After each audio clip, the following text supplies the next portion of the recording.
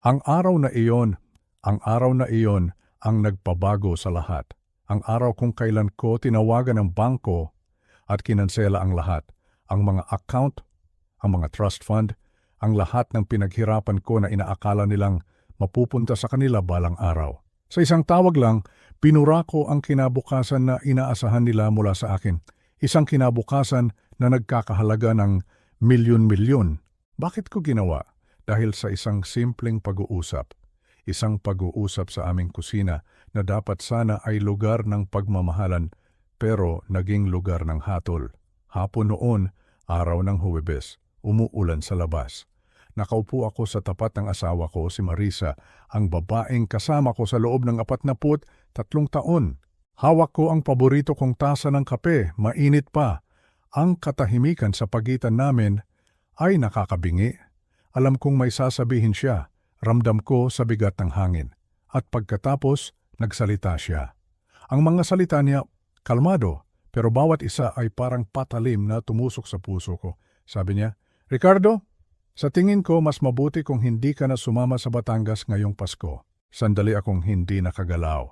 Ang tasa sa kamay ko ay bahagyang nanginig. Anong ibig mong sabihin? Tanong ko, pilit na pinapakalma ang aking boses. Hindi siya tumingin sa akin. Ang kanyang mga mata ay nakatuon sa pattern ng aming mantel. Para bang mas mahalaga pa iyon kaysa sa akin. Ang mga bata, pagpapatuloy niya, lahat kami, iniisip namin na baka mas madali, mas payapa kung maiiwan ka muna sa bahay ngayong taon. At pagkatapos, pinitiwan niya ang salitang nagwasak sa lahat. Naging, napakahirap mong pakisamahan itong mga nakaraan. Mahirap pakisamahan. Paulit-ulit na umikot ang mga salitang iyon sa isip ko. Mahirap pakisamahan ako? Si Ricardo, ang asawa niya, ang ama ng kanyang mga anak? Ako na nagtrabaho ng 35 taon bilang isang engineer para itaguyod ang pamilyang ito? Ako na nagtayo ng bahay na tinitirhan namin? Ako na nagbayad para sa edukasyon ng aming mga anak? Ako? Mahirap pakisamahan para akong sinampal. Sa sarili kong pamamahay ng sarili kong asawa, ang kahihiyan, ang hiya ay mas masakit pa sa sampal. Ito ay isang paghamak. Isang paghamak sa aking pagkatao, sa aking pagiging ama, sa aking pagiging asawa. Ito ang sukli sa lahat ng sakripisyo ko. Ang maging isang istorbo, isang abala sa kanilang masayang pagdiriwang ng Pasko. Ito ang kahulugan ng walang utang na loob. Ang kanilang ama na dapat sana ay iginagalang ay itinuturing na ngayong isang problema na kailangang iwasan. Pinlano nila ito, ang asawa ko, ang mga anak ko. Pinag-usapan nila ako nang wala ako. Hinatulan nila ako nang hindi ko man lang naipagtatanggol ang aking sarili. Ang dahilan? Dahil nagsasabi raw ako ng opinyon ko, dahil tinawag kong hindi practical ang plano ng anak kong si Antonio na magtayo ng podcast tungkol sa cryptocurrency. Dahil nagkomento ako sa tattoo ng boyfriend ng anak kong si Sofia, ang pagiging isang ama na may malasakit ay naging pagiging mahirap pakisamahan. Ang pagbabahagi ng karunungan mula sa senamwait pasem taon ng karanasan ay naging panghuhusga. Gusto nila ng isang ama na tumatango na lang, isang ama na ngumingiti na lang, isang palamuti sa kanilang perpektong litrato ng pamilya. Pero hindi ako palamuti. Isa akong tao, may isip, may opinyon at higit sa lahat, may damdamin. At nang gabing iyon, ang naramdaman ko ay pagtataksil. Pero ang hindi nila alam, ang malaki nilang pagkakamali, ay ang isipin na tatanggapin ko na lang ang kanilang hatol. Akala nila, uupo na lang ako sa isang sulok, magmumukmok, at hihintayin silang bumalik na parang isang asong naghihintay sa kanyang amo. Hindi ako ganoon. Habang natutulog sila ng mahimbing sa mga sumunod na gabi, iniisip ang kanilang masayang Pasko na walang istorbo. Ako naman ay gising. Gising sa katotohanan. Gising sa plano na unti-unting nabubuo sa aking isipan. Hindi ito paghihiganti. Hindi. Ang paghihiganti ay para sa mga taong emosyonal. Ang gagawin ko ay mas malalim, mas may basehan. Ito ay katarungan. Ito ay pagbibigay ng isang aral, Isang aral tungkol sa respeto, isang aral tungkol sa utang na loob, isang aral na hindi nila matututunan sa kanilang mga magagarang trabaho o sa kanilang mga sosyal na kaibigan. Isang aral na ako lang ang kanilang mahirap pakisamahan na ama ang makakapagbigay. Alisin nila ako sa Pasko? Sige. Pero alisin ko sila sa lahat ng bagay na inaasahan nila mula sa akin. Lahat. Ang kanilang mundo ay malapit ng yumanig at ang lindol ay magmumula sa isang lugar na hindi nila inaasahan. Mula sa isang taong akala nila ay wala ng kapangyarihan, mula sa isang taong minamaliit nila. At yon ay simula pa lamang. Bago tayo magpatuloy sa kwentong ito, nais ko sanang hilingin ang inyong suporta. Pakisubscribe po sa ating channel at ilike ang video na ito kung sa simula pa lang ay nararamdaman nyo na ang bigat ng kwento. At pakisabi na rin sa comment section, saan po kayo nakikinig ngayon? Saan kayo nanonood? Gusto kong malaman kung hanggang saan umaabot ang ating kwentuhan. Sige, magpatuloy na tayo. At alamin natin kung ano ang nangyari nang ang isang amang hinatulan ay nagpasya ng maningil. Ang tawaging mahirap pakisamahan ay parang isang sentensya. Isang hatol na ibinigay sa iyo nang hindi ka man lang binigyan ng pagkakataong magpaliwanag. Pero ang mas masakit ay ang malaman na ang hatol na iyon ay hindi biglaan.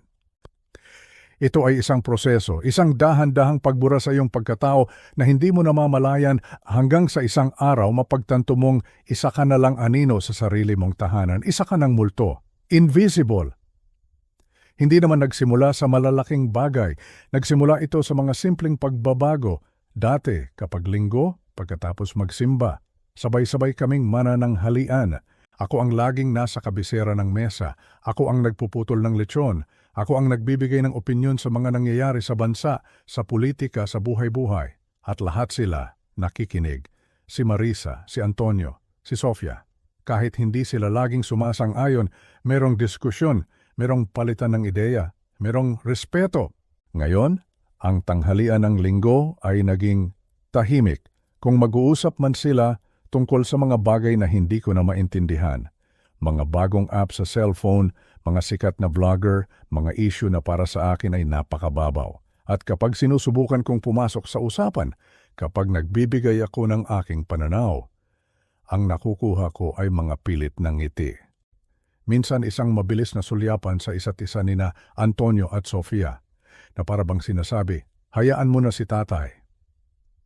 Hayaan mo na si tatay. Para bang ang opinyon ko ay isang lumang plaka na paulit-ulit na lang.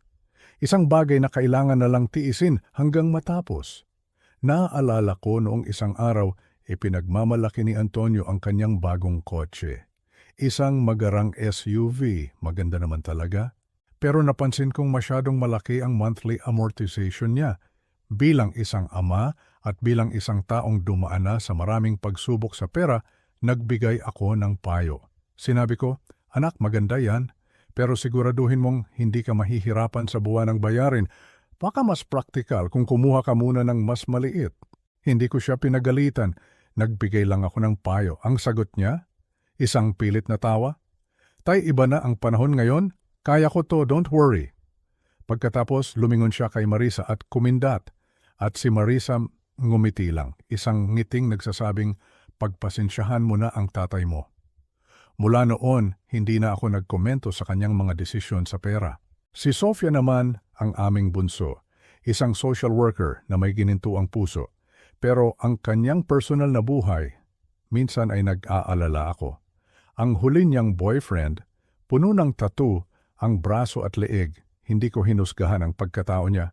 Ang sinabi ko lang kay Sofia isang gabi, anak, kilalanin mong mabuti ang isang tao. Huwag kang magpadalos-dalos. Muli isang payo ng ama. Ang sagot niya, Tay, please, it's 2024. Hindi na basehan ang itsura ngayon, you're being judgmental. Judgmental? Ako na ang tanging hangad ay protektahan siya? Mula noon, hindi na rin ako nagtanong tungkol sa kanyang mga relasyon. At si Marisa ang aking asawa. Dati, kami ang magkakampi. Lahat ng desisyon sa bahay, pinag-uusapan namin. Ngayon, para bang may sarili na siyang mundo. Ang kanyang book club, ang kanyang mga kaibigan, ang kanyang mga proyekto. Kapag sinusubukan kong magkwento tungkol sa isang artikulo na nabasa ko o isang dokumentaryo na napanood ko, ang sagot niya ay laging, okay. Mamaya na Ricardo, may ginagawa ako. Pero ang mamaya na yon ay hindi na dumarating. Unti-unti, natuto akong manahimik, natuto akong kimkimin ang aking mga saloobin. Dahil mas madali iyon, mas madali kaysa harapin ang mga pader na itinayo nila sa paligid ko. Mas madali kaysa makita ang pagkadismaya sa kanilang mga mata. Naging isa akong multo sa aming bahay. Gumigising ako, nagkakape, nagbabasa ng dyaryo, naglalakad-lakad sa hardin. Pero ang tunay na ako, ang Ricardo na may mga ideya, may mga pangarap pa rin, may mga opinyon, ay unti-unti nang namamatay, naging invisible ako. At ang pinakamasakit sa lahat ay parang walang sino man sa kanila ang nakapansin. O marahil, iyon mismo ang gusto nila. Isang amang naririyan pero wala, tahimik, hindi nakikialam, hindi mahirap pakisamahan. Kapag ang mundo mo ay unti-unting lumiliit, nagsisimula kang maghanap ng ibang mapagkakaabalahan. Para sa akin, ang naging kanlungan ko ay ang aking basement workshop. Ito ang kaharian ko. Puno ng mga lumang plano, mga kagamitan sa pagkarpintero, at mga alaala ng mga proyektong binuo ko. Dito hindi ako invisible. Dito ang mga ideya ko ay may halaga. Pero ang ideya na magpapabago sa lahat ay hindi nagsimula sa basement. Nagsimula ito sa isang retirement party. Marso noon bago pa ang hatol sa Pasko. Inimbitahan ako sa retirement party ng isa sa mga dati kong boss. Ayoko sanang pumunta. Matagal na akong hindi lumalabas sa mga ganitong okasyon, pero pinilit ako ni Marisa. Para naman makita mo ang mga dati mong kasama, sabi niya. Sa party, nakita ko si David Reyes. Isa siya sa mga pinakamatalik kong kaibigan sa trabaho. Mas bata siya sa akin, pero pareho kami ng hilig sa engineering. Nagretiro na rin siya at pumasok sa consulting. Habang umiinom kami ng beer, nagkikwentuhan tungkol sa buhay retirado, bigla niyang nabanggit ang isang bagay na pumukaw sa aking atensyon. Alam mo, Rick, sabi niya, ang pinakamalaking problema sa industriya natin ngayon, koordinasyon. Grabe. Ang mga arkitekto, engineer, contractor, suppliers, lahat sila may sari-sariling sistema, iba-ibang software, iba-ibang sukat. Kalahati ng mga delay at paglobo ng gastos dahil lang sa miscommunication. Tumango ako, alam na alam ko ang sinasabi niya. Sa loob ng 35 taon, iyan ang araw-araw kong problema. Mga plano na hindi nagtutugma, mga materyales na mali ang dating. Sakit sa ulo. May dapat makaimbento ng isang universal platform, pagpapatuloy ni David, habang kumukuha ng isa pang piraso ng sisig. Isang sistema na kayang mag-translate ng lahat ng impormasyon in real time.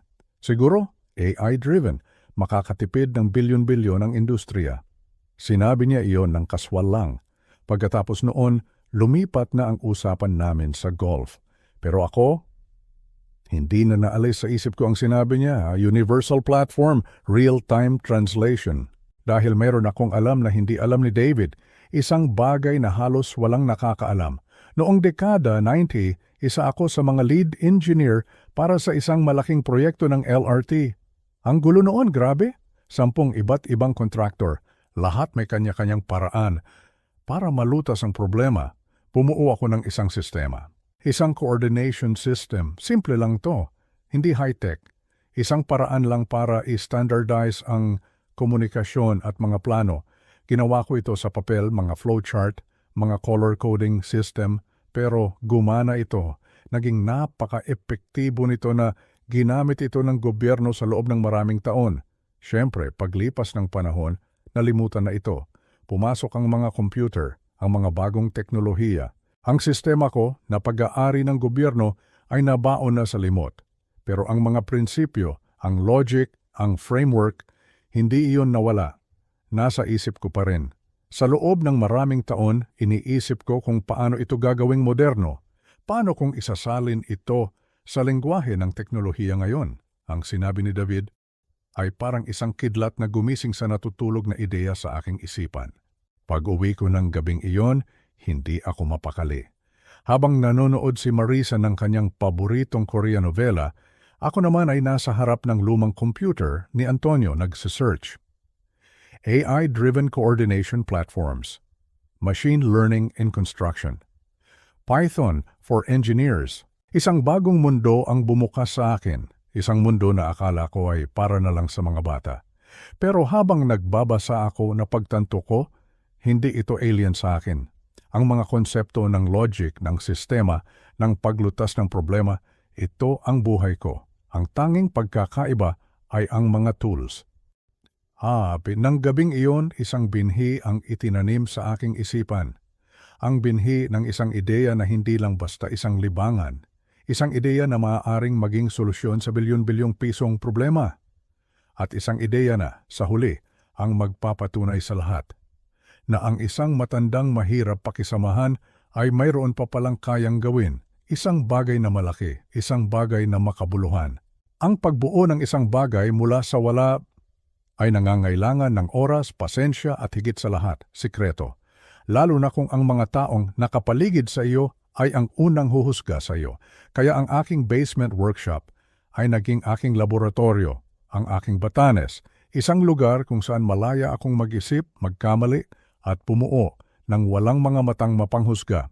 Mula sa gabing iyon ng retirement party, nagbago ang aking routine. Sa umaga, ako pa rin si Ricardo, ang retiradong engineer. Nagkakape, nagbabasa ng dyaryo. Pero pagdating ng hapon, kapag abala na si Marisa sa kanyang mga gawain, dahan-dahan akong bumababa sa basement. At doon, nag-iiba ako ng anyo. Nagiging isa akong estudyante, isang inventor. Ang unang hamon, ang teknolohiya. Ang huli kong karanasan sa programming ay noong panahon pa ng Fortran. Ngayon, ang usapan ay Python, Java, C++. Para akong isang dayuhan sa sarili kong larangan. Pero hindi ako sumuko. Sa tulong ng YouTube tutorials, mga online courses at mga forum para sa mga senior coders, dahan-dahan kong inaral ang lahat. May mga gabi na halos madaling araw na ako natutulog, sinusubukang intindihin ang isang linya ng code na ayaw gumana. May mga pagkakataon na gusto ko nang ihagis ang keyboard sa pader. Pero sa tuwing nararamdaman ko ang pagkabigo, inaalala ko ang mga sinabi ni Marisa. Mahirap kang pakisamahan.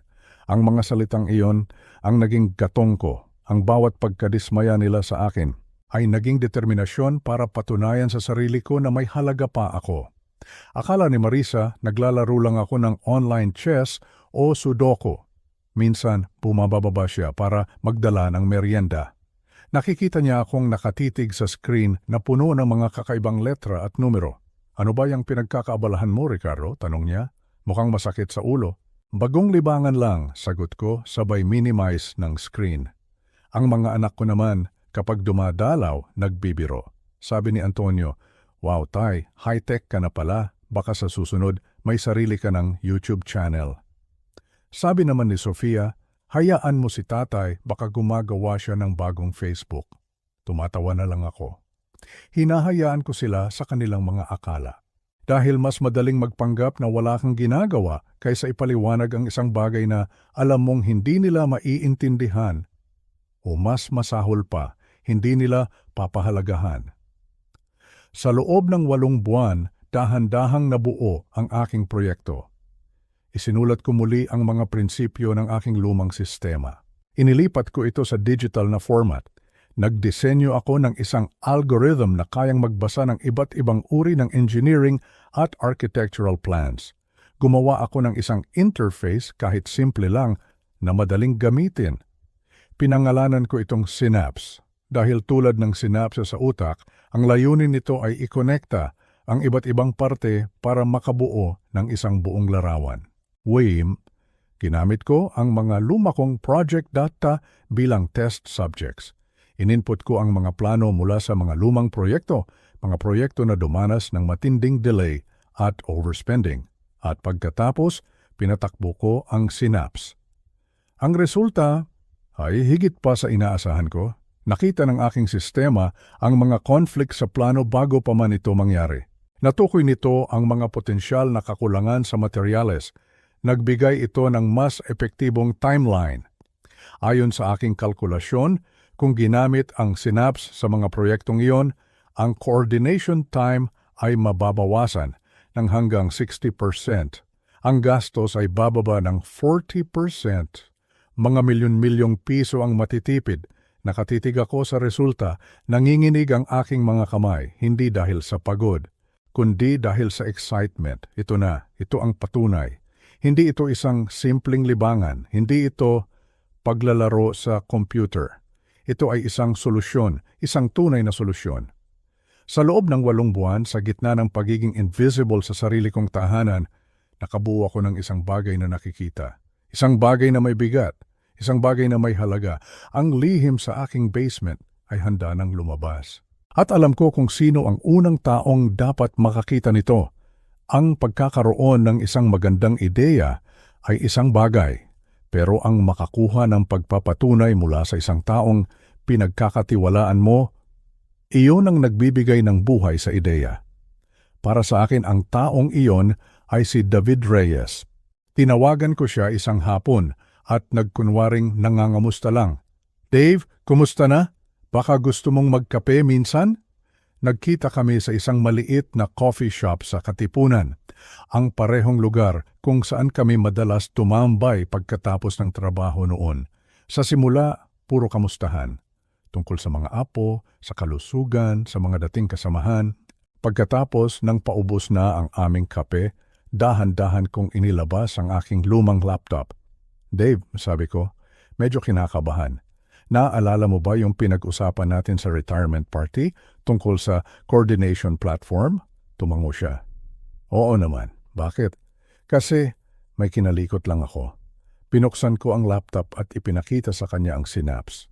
Ipinaliwanag ko ang mga prinsipyo sa likod nito, ang aking lumang sistema mula sa LRT project. Ipinakita ko sa kanya ang interface. At sa huli ipinakita ko sa kanya ang resulta ng mga test run na ginawa ko. Habang nagsasalita ako, si David ay tahimik lang, nakatitig sa screen, hindi kumukurap. Ang kanyang mukha ay seryoso, walang emosyon, kinabahan ako. Baka para sa kanya isa lang itong kalokohan, baka pinagloloko ko lang ang sarili ko. Nang matapos akong magpaliwanag, tumahimik kami. 5 minuto, 5 minutong parang 1 oras. Tinitigan lang niya ang screen. Pagkatapos, dahan-dahan siyang lumingon sa akin. Ang tingin niya ay iba. Hindi na ito ang tingin ng isang kaibigan na nangangamusta. Ito ay ang tingin ng isang engineer na nakakita ng isang perpektong disenyo, isang tingin ng pagkamangha at respeto. Rick, sabi niya, ang boses niya ay mahina at puno ng pag-aalala. Naiintindihan mo ba kung ano itong hawak mo? Isang coordination platform, sagot ko. Humiling siya, dahan-dahan. Hindi. Higit pa rito. Rick, ito ay isang revolusyon. Kung tama ang mga numerong ito, kung kaya nitong gawin, ang sinasabi mong kaya nitong gawin, ito ay 1 bilyong pisong ideya. Bilyong piso. Bilyong piso. Natawa ako ng bahagya. Huwag ka ngang magbiro. Hindi ako nagbibiro, sabi niya. Ang kanyang mga mata ay seryosong-seryoso. Gaano katagal mo itong ginawa? Mga 8 buwan, tumawa si David. Pero hindi ito isang normal na tawa. Isang tawang puno ng gulat. Halos hindi siya makahinga. Ginawa mo ito? Sa loob ng 8 buwan? Mag-isa? Hindi naman ganoon kakomplikado. Ang mga core principles ay matibay na. Isinalin ko lang sa modernong teknolohiya. Sumandal si David sa kanyang upuan at napahawak sa kanyang ulo.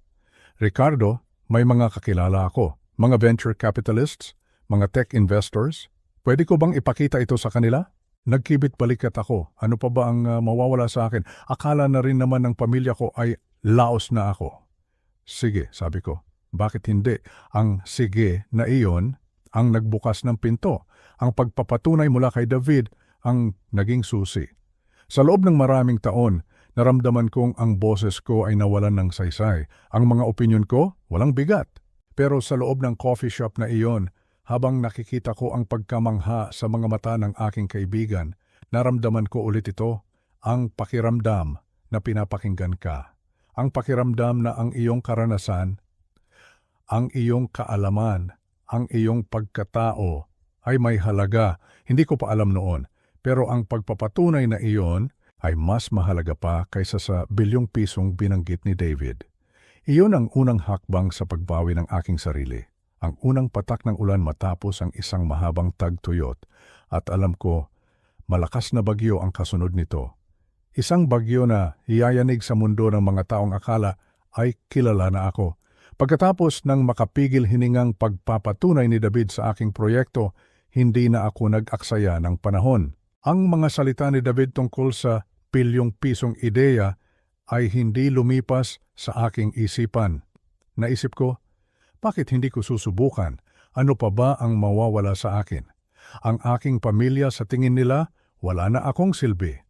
Kung gayon, hayaan nilang magpatuloy sila sa kanilang mundo habang ako naman ay tutungo sa sarili kong landas. Si David, na halata namang naniniwala sa potensyal ng Synapse, ay agad akong ikinonekta sa isang venture capital firm sa Makati, ang Apex Ventures. Kilala sila sa pag-invest sa mga construction tech startups. Hindi ito basta-bastang kumpanya. Seryoso sila sa kanilang trabaho at alam ko iyon dahil sa paraan ng pagkakalarawan ni David sa kanila. Ang mga sumunod na linggo ay naging parang panaginip. Nagkaroon kami ng sunod-sunod na mga meeting.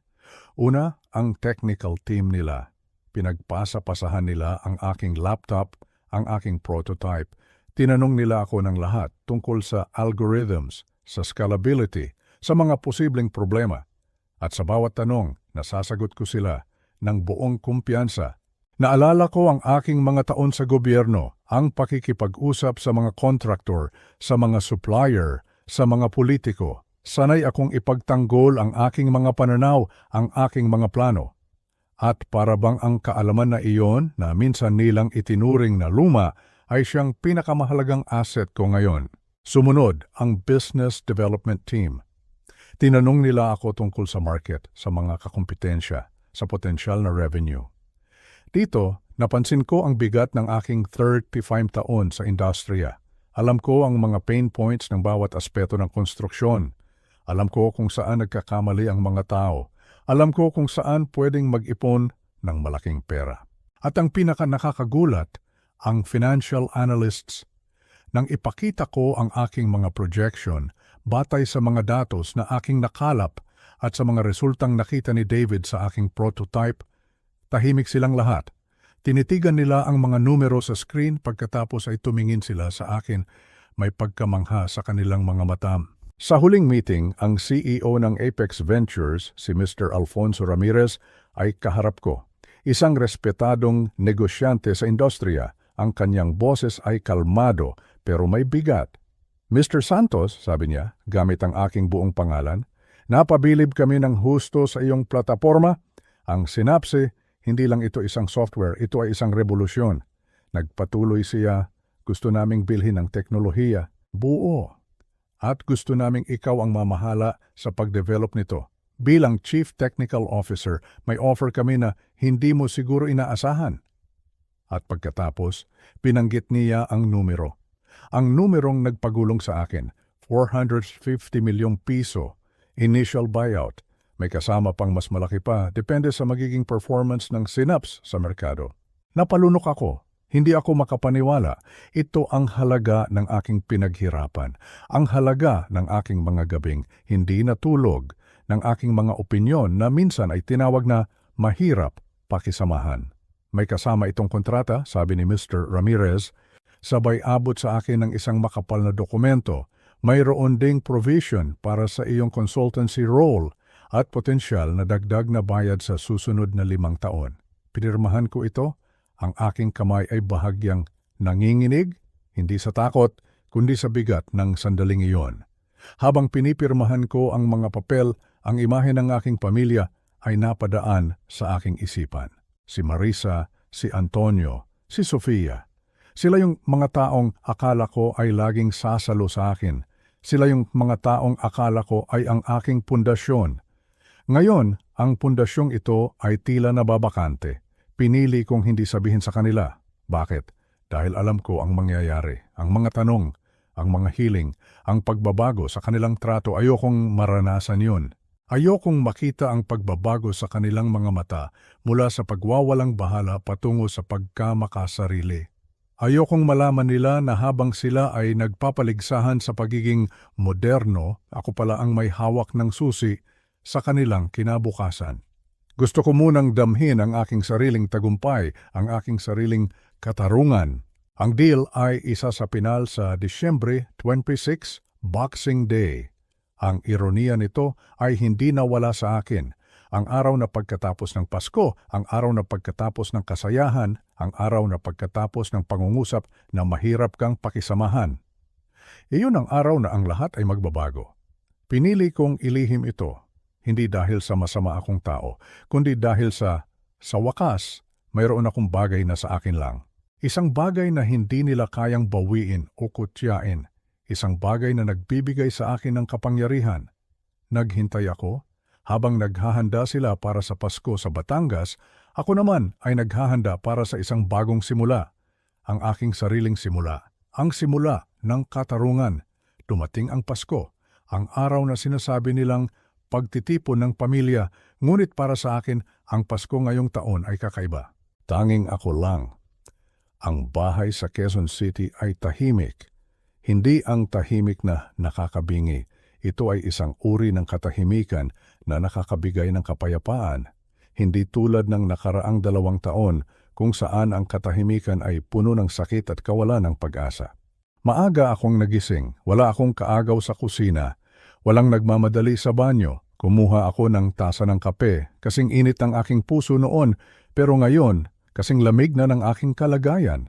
Naupo ako sa aking paboritong upuan sa sala, kung saan nakadungaw ang malaking Christmas tree na si Marisa ang nagayos. Maganda ito? Kumikinang ang mga ilaw, puno ng mga bola at mga ribbon. Kumpleto ang lahat. Pero wala siya. Wala ang ingay ng mga bata. Wala ang tawanan. Wala ang mga apo na nag-uunahan sa pagbubukas ng regalo. Wala ang pag-aalala kung may kulang ba sa handa. Wala ang pagmamadali para maging presentable sa harap ng aking pamilya. Sa unang pagkakataon sa loob ng mahabang panahon, wala akong dapat patunayan. Wala akong dapat ipaliwanag. Wala akong dapat ipag-alala na masasaktan ko ang damdamin ng sinuman. Hindi ako mahirap pakisamahan. Hindi ako invisible. Nandito lang ako lang. Pinagmasdan ko ang mga lumang litrato sa aking mesa, mga litrato noong bata pa sina Antonio at Sofia. Mga litrato namin ni Marisa noong mga bagong kasal pa kami, puno ng pangarap. Mga litrato ng mga unang Pasko namin kasama ang mga anak. Dati, ang mga litratong ito ay nagbibigay sa akin ng sakit. Ngayon, nagbibigay sila ng isang uri ng pagtanggap. O baka naman, pagtanggap na lang sa katotohanan, pinuntahan ko ang aking workshop sa basement. Doon, hindi ko naramdaman ang bigat ng kalungkutan, naroon ang synapse, ang aking proyekto, ang aking patunay. Binuksan ko ang laptop. Nagsimula akong magayos ng mga files, magdagdag ng mga bagong ideya. Siguro, isang module para sa maintenance prediction o isang sistema para sa disaster response. Habang nagtatrabaho ako, napansin ko ang kakaibang pakiramdam. Hindi pagkapagod, hindi pagkabagot. Ito ay isang uri ng kasiyahan, ang kasiyahan ng isang taong ginagawa ang gusto niya. Ang kasiyahan ng isang taong alam niyang may halaga ang kanyang ginagawa. Para bang ang bawat linya ng code na isinusulat ko ay isang hakbang palayo sa aking nakaraang pagiging invisible. Isang hakbang palapit sa aking sariling pagkakakilanlan. Naghahanda ako ng simpleng hapunan para sa sarili ko. Tinola, paborito kong ulam. Naisip ko si Marisa. Hindi niya gusto ang tinola, masyado daw simple para sa kanya. Pero para sa akin, ang tinola ay pagmamahal. Pagmamahal na simple, pero malalim. Naisip ko si Antonio at Sofia. Siguro ngayon kumakain sila ng mamahaling handa sa Batangas. Siguro meron silang mga bisita. Siguro masaya sila. Hindi ko naramdaman ang inggit. Hindi ko naramdaman ang galit. Naramdaman ko ang kalmado. Isang kalmadong pagtanggap. Alam ko na ang lahat ng ito ay babalik sa kanila. Hindi pa man ngayon, pero balang araw. At sa sandaling iyon, hindi ako ang maniningil. Ang kanilang konsensya at ang katotohanan ang maniningil. Habang papalalim ang gabi, nakatingin lang ako sa mga ilaw ng Christmas tree, puno ng mga alaala. Mga alaala ng Paskong masaya, mga alaala ng Paskong tahimik, at mga alaala ng Paskong darating. Alam ko na ang susunod na Pasko ay hindi magiging tulad ng dati, Hindi na ako ang nakaupo sa tabi ni Marisa, tahimik na nagmamasid.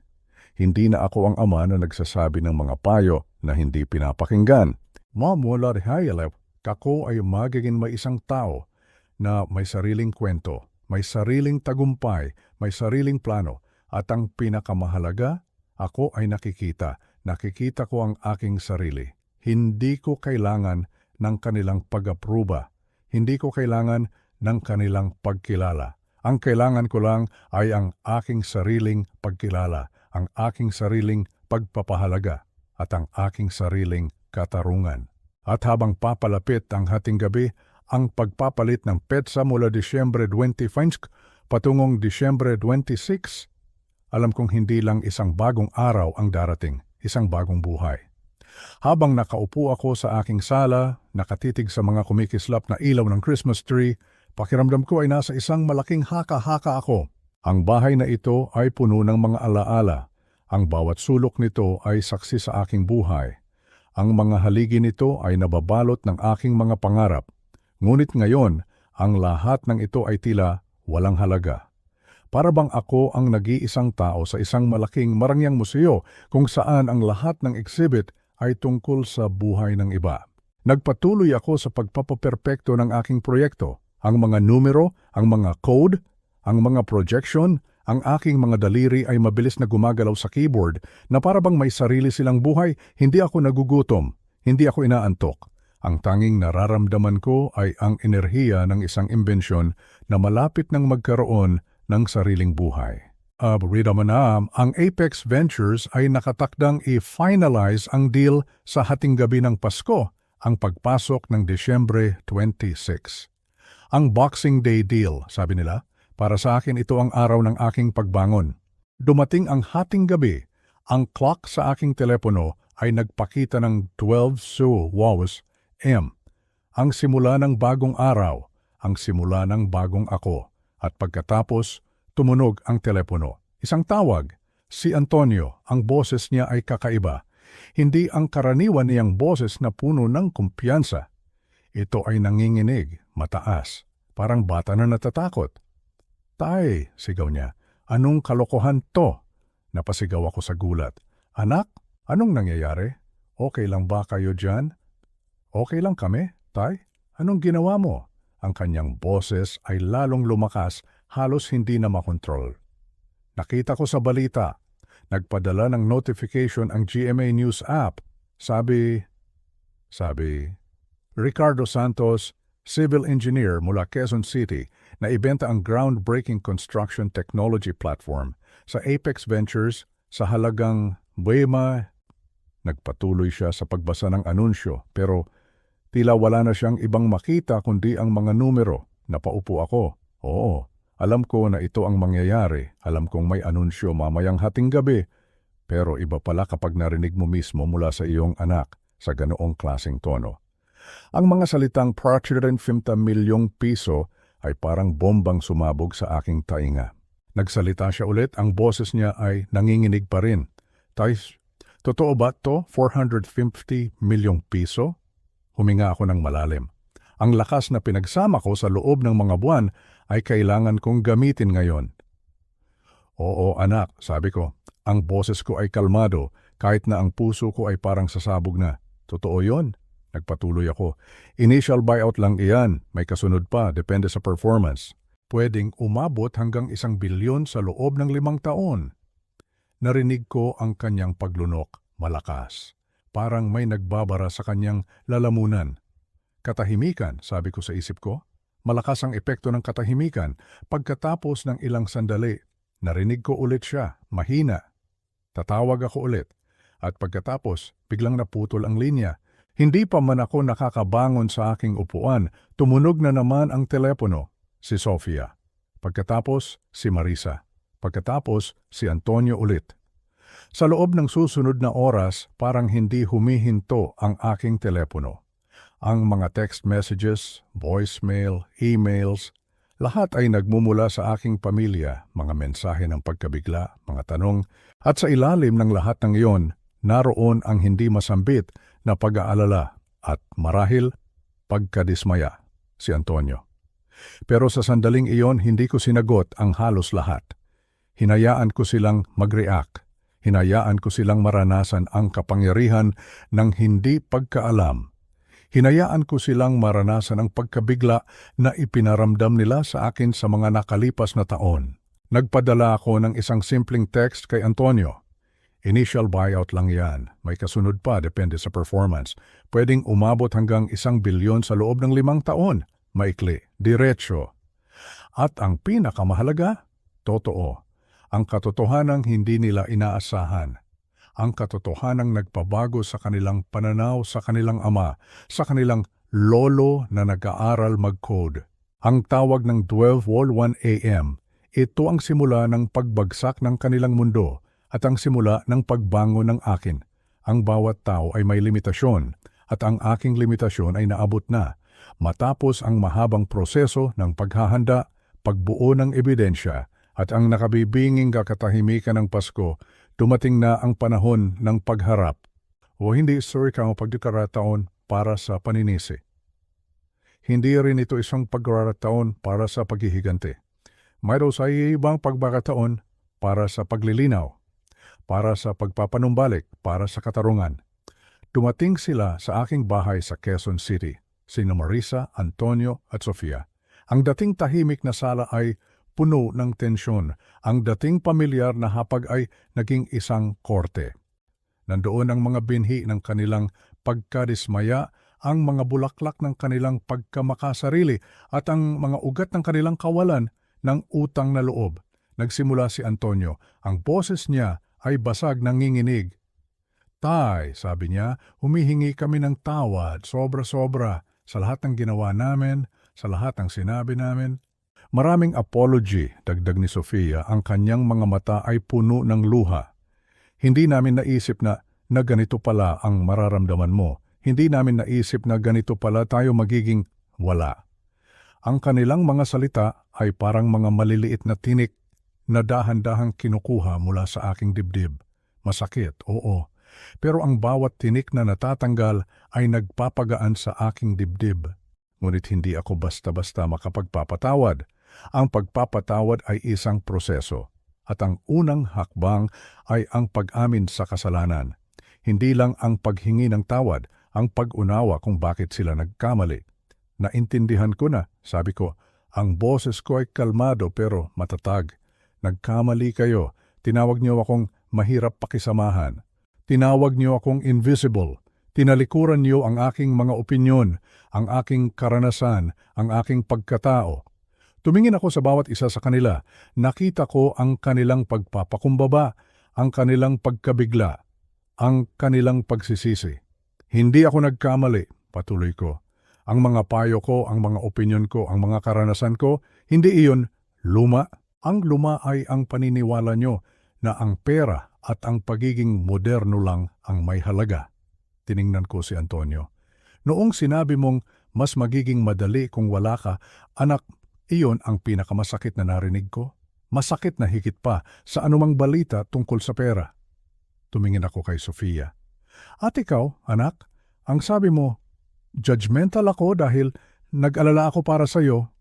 Ang pag-aalala ng isang ama ay hindi paghuhusga. Ito ay pagmamahal. Tumingin ako kay Marisa, ang aking asawa, ang aking dating partner, ang babaeng kasama ko sa lahat ng laban. At ikaw, Marisa, sabi ko, ang boses ko ay humihina ng bahagya. Ikaw ang pinakamalapit sa akin. Ang pinakamalapit dapat na nakakakilala sa akin. Pero ikaw ang unang naniwala na ako ay isang problema na kailangang tanggalin. Nagsimulang tumulo ang luha ni Marisa, hindi tulad ng dati niyang luha ng pagkadismaya. Ito ay luha ng pagsisisi. Ricardo, sabi niya, ang boses niya ay garalgal. Patawarin mo kami, hindi namin naisip. Akala namin lagi ka lang nandyan. Akala namin hindi ka na magbabago. Binigyan ko sila ng isang pagkakataon, hindi para kalimutan ang lahat, kundi para simulan muli. Gusto ko ng respeto, sabi ko. Hindi dahil sa pera ko, hindi dahil sa bigla akong naging successful, kundi dahil ako ang inyong ama, dahil ako ang asawa mo, Marisa, at dahil ako ay si Ricardo Santos, isang taong may sariling buhay, sariling halaga, at sariling mga pangarap. Gusto ko ng pamilyang tunay na nagmamalasakit. Hindi yung nagmamalasakit lang kapag may kailangan. Hindi yung nagmamalasakit dahil lang nakonsensya sila. Gusto ko ng tunay na pagmamahalan, tunay na pag-unawa. Ang mga salitang iyon ay mabigat. Hindi ito madaling tanggapin. Ngunit alam ko na ito ang kailangan. Kailangan ng pag-amin, kailangan ng pagbabago. Ang pagharap na ito ay hindi nagtapos sa pagpapatawad. Nagtapos ito sa isang pangako na babangon kami mula sa mga abo. Babangon kaming muli, hindi bilang mga taong nagpapanggap, kundi bilang mga taong tunay na nagmamahalan. At sa pagtatapos ng pag-uusap na iyon, alam ko na mayroon na akong makabuluhang hakbang. Ang pinakamahirap na bahagi ng pagtutuos ay ang simula pa lang. Ngunit sa wakas, nakikita ko na ang liwanag sa dulo ng tunel, ang liwanag ng paghilom, ang liwanag ng katarungan, ang liwanag ng tunay na pagmamahal, ang paghingi ng tawad ay madaling sabihin, ngunit ang pagpapakita ng tunay na pagbabago. Iyan ang tunay na sukatan ng pagsisisi. Ang mga linggo at buwan pagkatapos ng aming pagtutuos ay hindi naging madali. Ang sugat na nilikha ng maraming taon ng pagwawalang bahala ay hindi naghihilom sa isang gabi. May mga araw na ang katahimikan sa aming bahay ay mabigat pa rin. May mga pagkakataon na ang mga lumang gawi ay bumabalik. Pero may isang bagay na nagbago. Ang pagsisikap. Nagsimula kaming mag-therapy. Si Marisa ang nag-suggest. Noong una, nag-aalangan ako. Akala ko para lang iyon sa mga may malalang problema. Pero napagtanto ko, ang problema namin ay malala na pala. Tuwing Huwebes ng gabi, uupo kami sa opisina ng isang therapist at doon, dahan-dahan naming kinakalas ang buhol-buhol na sinulid ng aming 43 taong pagsasama. Doon ko narinig ang panig ni Marisa, ang kanyang pakiramdam na naiwan siya habang ang mga anak namin ay lumalaki.